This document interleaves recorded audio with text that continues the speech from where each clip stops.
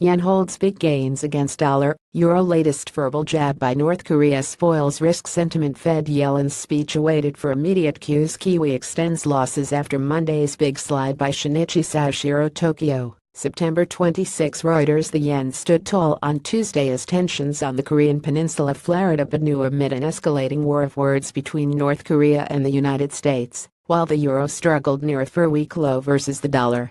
The dollar was steady at 111.760 yen, after coming off a high of 112.530 the previous day. The euro was also little changed, at 132.460 yen, after dropping more than 1% overnight.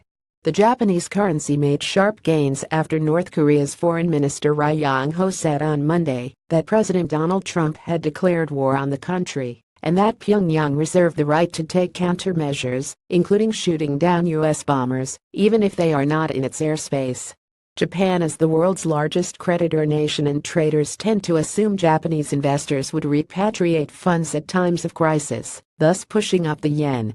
Many wonder, however, if Japanese assets would really remain in favor if an actual war broke out in Asia.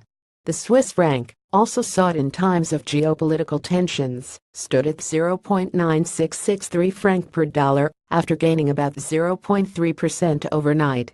The dollar tends to fall on flare-ups in North Korean-related matters, but whether the Federal Reserve can hike interest rates in December as they projected still remains the ultimate decider, said Shin Kadota, senior strategist at Barclays in Tokyo.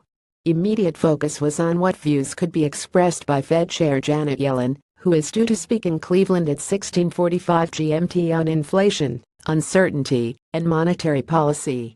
The euro was 0.1% higher at $1.1856, but in close reach of $1.1832, its lowest level since August 31 plumb the previous day, when it sank nearly 1%. The common currency took a knock after German Chancellor Angela Merkel won her country's elections over the weekend, but saw a chunk of support shift to the far right. The euro faced additional pressure after European Central Bank President Mario Draghi singled out currency volatility as a source of uncertainty that required monitoring, and argued that ample ECB accommodation was still needed because a premature and hasty move could unravel its work. The euro had risen at a fast pace, and the ECB is now sending cautious signals, weighing on the euro, Kadota at Barclays said. The euro had risen to a 212-year high of $1.2092 on September 8 on hopes that the ECB would begin dismantling its large monetary easing scheme sooner rather than later. The New Zealand dollar extended the previous day's slide and was last down 0.15% at $0.7256.